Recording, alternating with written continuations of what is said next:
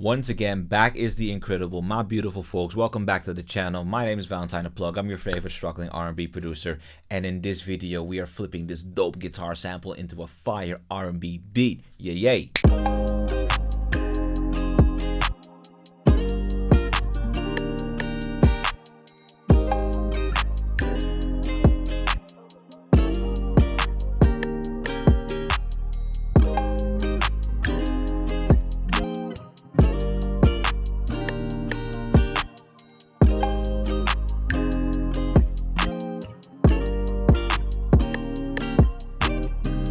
Welcome back, beautiful folks. It is a blessing to have you with me again. I'm gonna take out my electric guitar and I'm gonna play a super smooth chord progression in the key of G sharp minor, and then we're gonna flip that into a dope beat.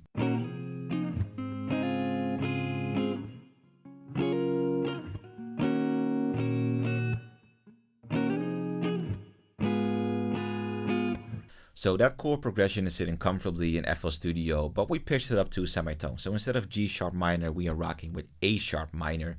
And I want to add a couple of licks to it, so we're going to play those too.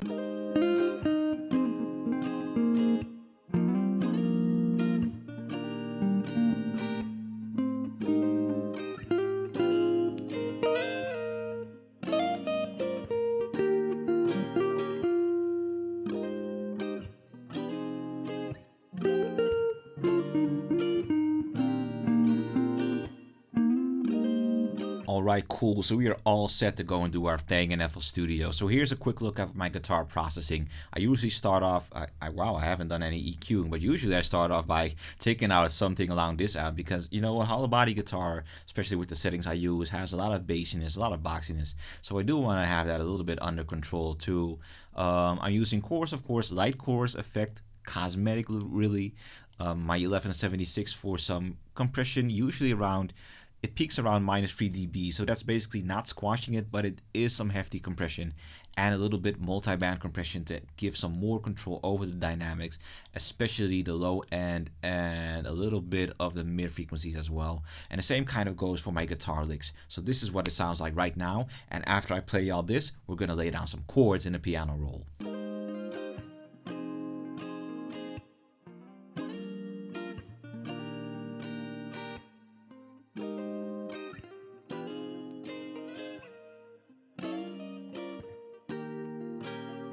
So I realize I haven't even told you about the chords that I'm using. Well, let me take a step back. I'm using Noirsfeld, of course, my go-to piano. And I mistakenly told you that I was in the key of A sharp minor. I'm actually rocking in the key of C major. And it's going to make sense once I give you the chord numbers. So I'm rocking with the 6th degree, which is a G sharp major 7 chord right here. And right here is where I'm going to introduce you to my 4th degree, which is an F minor 7 chord. You can see they're basically sharing notes, so that's why they sound so good together. So I'm gonna let this F minor 7 chord rock for the entire measure, and then I'm gonna introduce y'all to the 5th degree, which is the G minor 7 chord, and then immediately I'm gonna introduce y'all to the 3rd degree, which is a D sharp major 7 chord right here. So I'm gonna select all these, hold shift, then drag them down because I want the velocity turned down.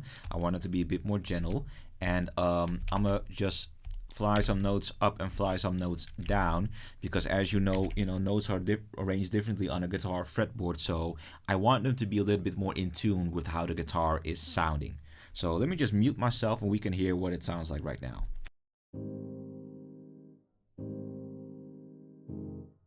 Definitely needs to be an octave higher.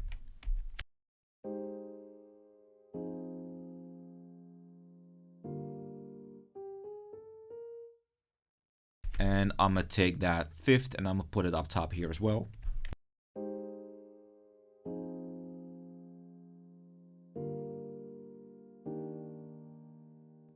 Cool, so what we're gonna do, we're gonna duplicate that because at the end I am not playing a major 7 chord, I am playing a dominant 7 chord. So that means that I gotta essentially lower this one, and then we should be all set.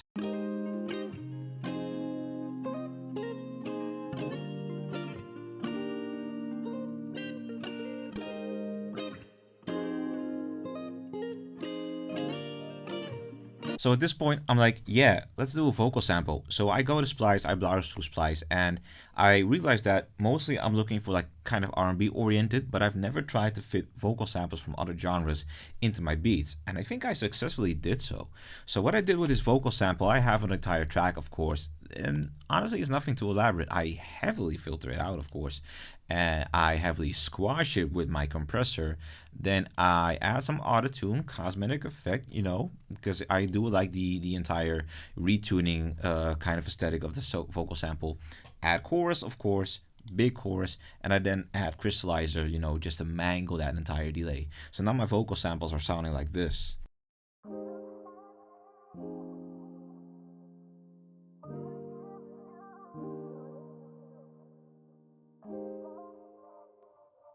So I'm working with two entire phrases right here, and then I have these kind of little stabs, which I tend to keep, which I'm probably going to keep throughout the entire verse.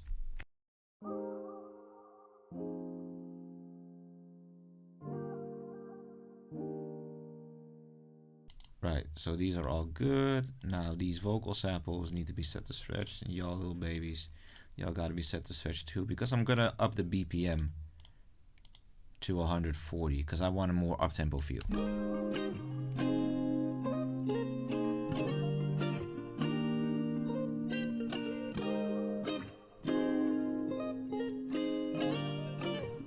I fuck with it. I definitely fuck with it. Let's do this.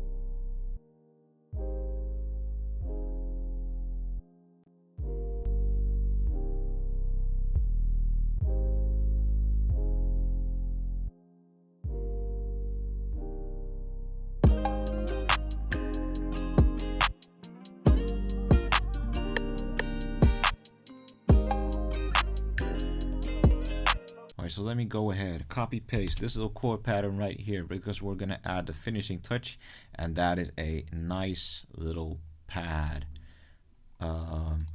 which I'm probably gonna be looking for in the Mellotron V. I'm not looking to tweak anything, I'm just looking for a good patch right out of the box that I can just slap all of my processing onto.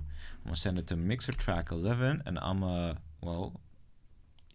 mixer track 11, and I got my processing set up right here. So let's just see what I got. So my choice fell on this little patch right here, the Savage Mode patch in the Mellotron V. Nothing tweaked. I just took out my processing chain of EQ, chorus, phases, crystallizers, and shaper box. It's got it sounding like this right now.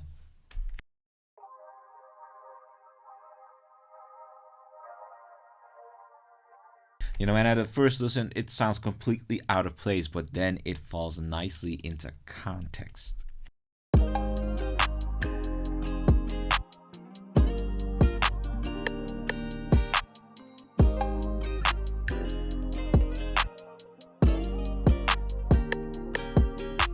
Alright, beautiful folks, I'm gonna leave y'all to it. I hope you enjoyed this video and the cook up, of course, and the breakdown.